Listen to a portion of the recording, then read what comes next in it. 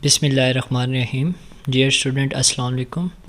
Today we study fourth lecture of fourth week, which is about chemical bonding, and the topic include in this lecture are coordinate covalent bond, modern theories of covalent bond, which are on page number 165, 166, 167 and 168 on your textbook. First is about coordinate covalent bond. Question: define coordinate covalent bond and give example. A coordinate covalent bond is formed between two atoms when the shared pair of electron is dominated by one of the bonded atom. Class कल वाले lecture में हमने ionic bond और covalent bond के बारे में पढ़ा था। आयनिक बॉन्ड में हमने कहा था कि आयनिक बॉन्ड वो बॉन्ड है जो इलेक्ट्रॉन के कंप्लीट ट्रांसफ़र से बनता है, और कवलेंट बॉन्ड में हमने पढ़ा था कि कवलेंट बॉन्ड वो बॉन्ड है जो इलेक्ट्रॉन की म्यूचुअल शेयरिंग से बनता है। थर्ड जो टाइप है बॉन्ड की वो है coordinate covalent bond. Coordinate covalent bond भी कवलेंट बॉन्ड की तरह ही होता है, लेकिन इसमें एक डिफरेंस है कि कोऑर्डिनेट कवलेंट बॉन्ड के अंदर जो दो इलेक्ट्रॉन जो शेयर होते हैं वो बेसिकली एक ही एलिमेंट की तरफ से ट्रांसफ़र होते हैं। सिंपल कवलेंट बॉन्ड में कल हमने पढ़ा था कि जो दो एलिमेंट जिनके दरमियान बॉन्डिंग हो रही होती है वो एलिमेंट क्या करते हैं, आपस में इलेक्ट्रॉन शेयर करते हैं। कोऑर्डिनेट कवलेंट बॉन्ड में दो एटम के दरमियान जब बॉन्ड बनता है तो एक ही एलिमेंट अपनी तरफ से दोनों इलेक्ट्रॉन शेयर करता है और वो उन दोनों के दरमियान शेयर होते हैं और उनके दरमियान बॉन्ड फॉर्मेशन होती है। Let us consider the example of bond formation between ammonia BF3.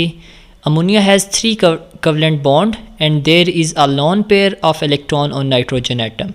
On the other hand, boron atom is BF3 in deficient in electron. Actually, the octet of bromine is not complete in BF3. Therefore, nitrogen can donate their pair of electron to the acceptor BF3 and this result in the formation of coordinate covalent bond.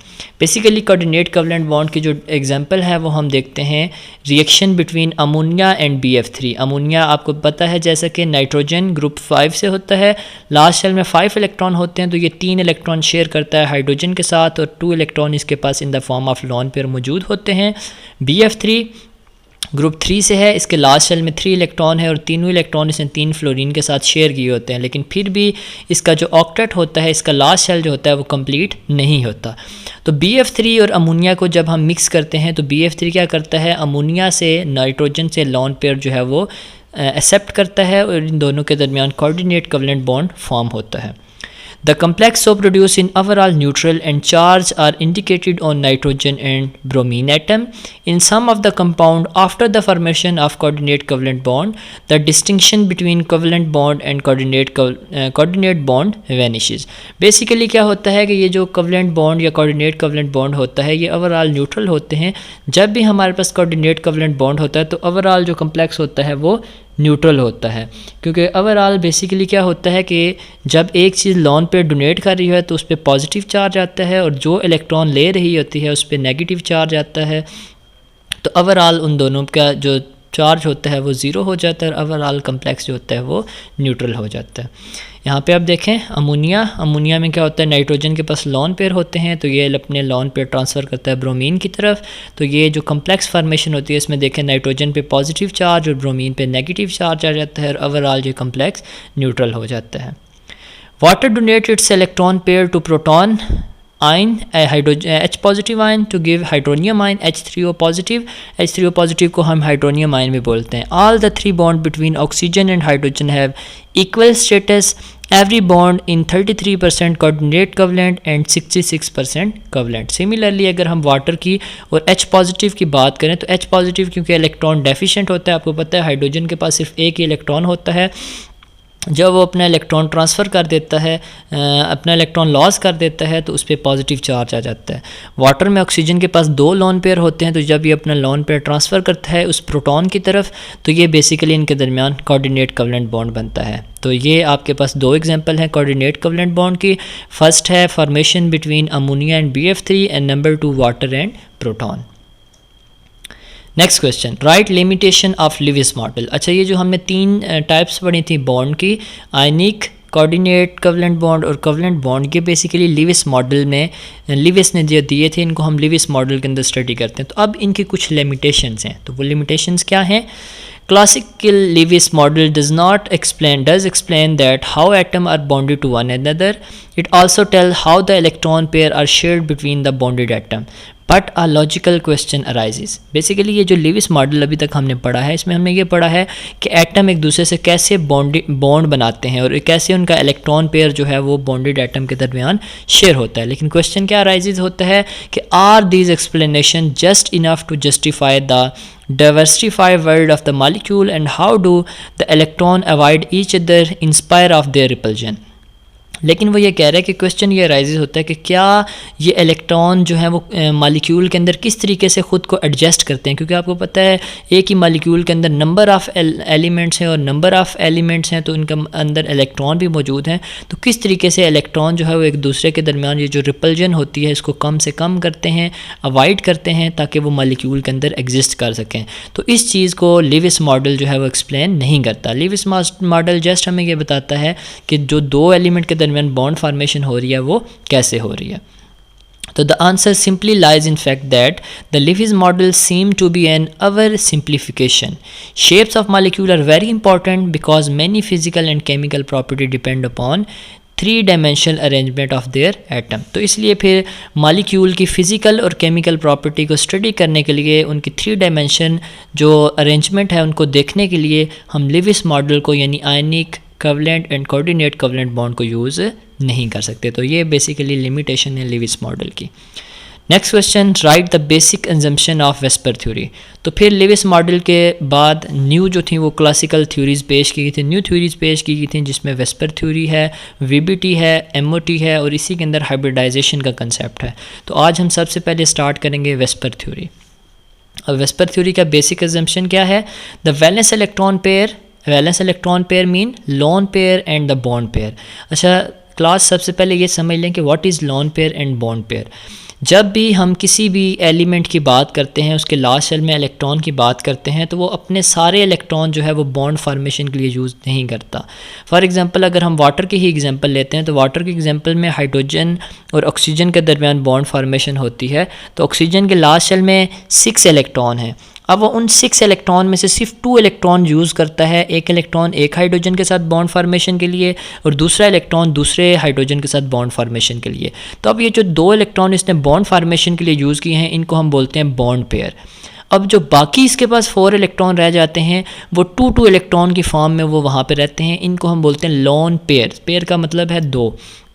तो बाकी जो 4 electrons होंगे इन the form of 2 lone pair उसके पास रहते हैं और 2 electron जो होते हैं वो उसके यूज़ होते हैं बॉन्ड फार्मेशन में। तो वैलेंस इलेक्ट्रॉन का मतलब है lone pair as well as bond pair. तो इन दोनों के सम को हम बोलते हैं valence electron pair.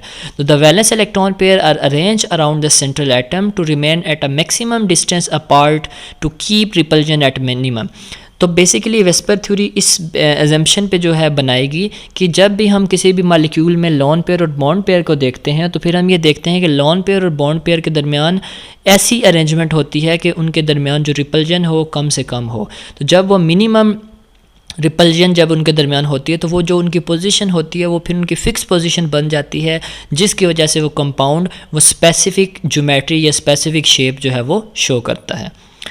Next question, right main postulate of VSEPR theory. क्या पास्टुलेट है वेस्पर थ्योरी के? Number 1, both the lone pair as well as the bond pair participate in determining the geometry of the molecule. VSEPR theory ने ये कहा कि जब भी हम किसी भी मॉलिक्यूल की ज्योमेट्री को डिटरमाइन करेंगे तो हम दोनों चीज़ों को देखेंगे, लोन पेयर को भी देखेंगे और बॉन्ड पेयर को भी। हम ये नहीं कह सकते कि सिर्फ बॉन्ड पेयर की मदद से मॉलिक्यूल की ज्योमेट्री होगी, नहीं, हम दोनों चीज़ों को जो है वो देखते हैं कि लोन पेयर भी और बॉन्ड पेयर भी दोनों इन्वॉल्व होते हैं to determine the geometry of molecule.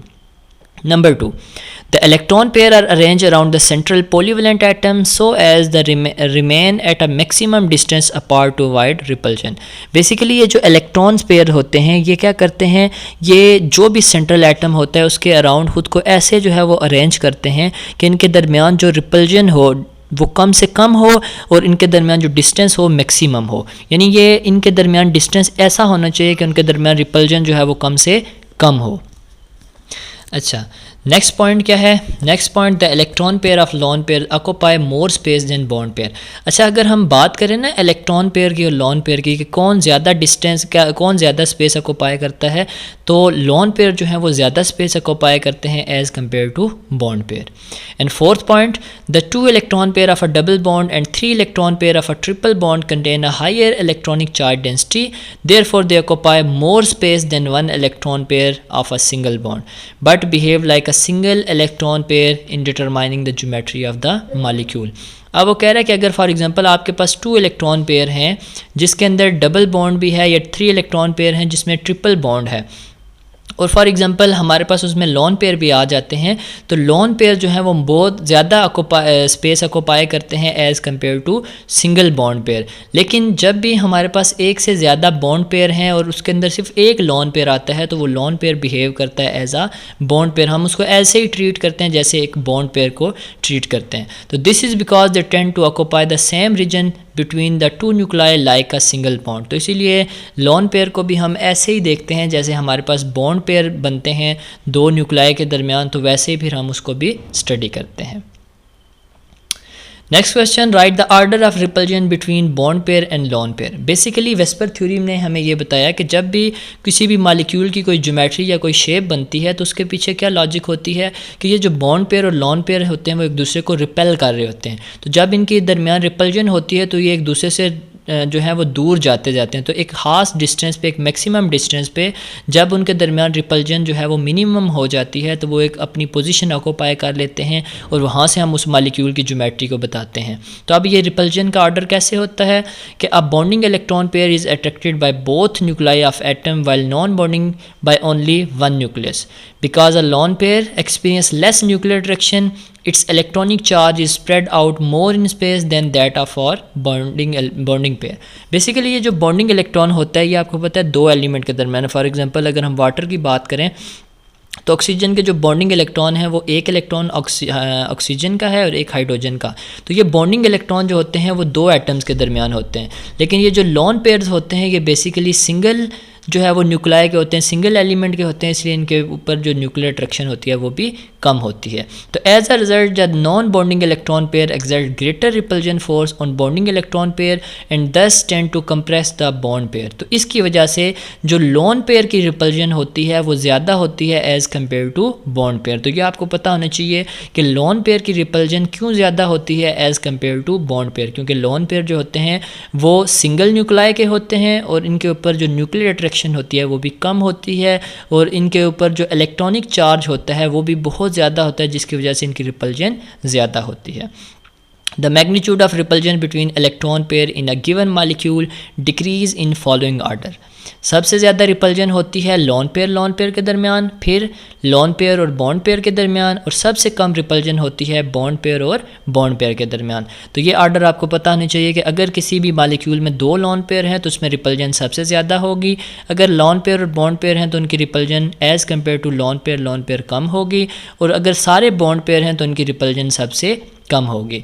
These repulsion are called van der Waals repulsion. तो इन रिपल्जन्स को हम वंडरवाल रिपल्जन भी बोलते हैं। तो अगर कोई आपसे पूछे कि व्हाट आर वंडरवाल रिपल्जन, तो आपको पता होना चाहिए the repulsion between lone pair and bond pair, these repulsion are known as van der Waals repulsion.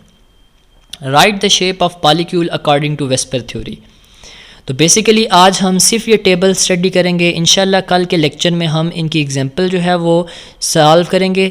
आज जस्ट हम इस टेबल को स्टडी करेंगे। उस टेबल में आपने सबसे पहले देखना है कि आपके पास जो भी मॉलिक्यूल है उसकी टाइप कौन सी है। नंबर 2 आपने देखना है उसमें इलेक्ट्रॉन पेयर्स कितने, इलेक्ट्रॉन पेयर मीन उसमें कितने बॉन्ड पेयर हैं और कितने लोन पेयर हैं। Number 3 arrangement of the pair, कि उन एलिमेंट की अरेंजमेंट कैसे है। नंबर 3 उनकी मॉलिक्यूलर ज्योमेट्री कैसी है। नंबर 4 शेप्स, एंड लास्ट पे हम उसकी एग्जांपल देखेंगे। सबसे पहले हम बात करते हैं AB2 type. AB2 type molecule वो होते हैं जिसमें 2 बॉन्ड पेयर्स होते हैं और 0 लोन पेयर होते हैं। इनकी जो अरेंजमेंट होती है वो लीनियर होती है, इनकी जो ज्योमेट्री होती है वो भी लीनियर शेप की होती है, और उनकी शेप आप देख सकते हैं BAB, इस तरह की अरेंजमेंट होती है। इसकी एग्जांपल में आते हैं BeCl2 and HgCl2। Next AB3 type, इसमें 3 बॉन्ड पेयर होते हैं और 0 लॉन पेयर होते हैं, या फिर इसमें 2 बॉन्ड पेयर होंगे और 1 लॉन पेयर होंगे। इसमें अरेंजमेंट ट्राइगोनल प्लेनर होती है। अब according to bond pair and lone pair हम इसको फिर आगे जो है वो 2 ज्योमेट्रिकल शेप में डिवाइड करते हैं। अगर तो आपके पास तीनों बॉन्ड पेयर हैं और लॉन पेयर 0 हैं तो इसकी जो मॉलिक्यूलर ज्योमेट्री होगी वो होगी ट्राइगोनल प्लेनर। लेकिन अगर इसके अंदर 2 बॉन्ड पेयर हैं और 1 लॉन पेयर है तो फिर इसकी जो ज्योमेट्री होगी वो होगी बेंट शेप। ट्राइगोनल प्लेनर की शेप भी आपको नज़र आ रही है और सिमिलरली बेंट शेप भी आपको नज़र आ रही है। ट्राइगोनल प्लेनर में एग्जांपल हैं BH3, BF3 एंड AlCl3, और बेंट शेप में है SnCl2 and sulphur dioxide. Last AB4 में 4 इलेक्ट्रॉन पेयर भी हो सकते हैं और 0 लॉन पेयर, या फिर 3 इलेक्ट्रॉन पेयर और 1 लॉन पेयर, या 2 electron pair and 2 lone pair. तो ये 3 कम्बिनेशन आते हैं AB4 टाइप्स के अंदर। इसमें जो अरेंजमेंट होती है, अरेंजमेंट ऑफ पेयर होती है, ये टेट्राहेड्रल होती है, और डिपेंडिंग अपॉन बॉन्ड पेयर और लॉन पेयर इसको हम 3 कैटेगरी में डिवाइड करते हैं: tetrahedral, trigonal bipyramidal, trigonal pyramidal and bent और वी शेप। तीनों शेप्स आपको नज़र आ रही हैं।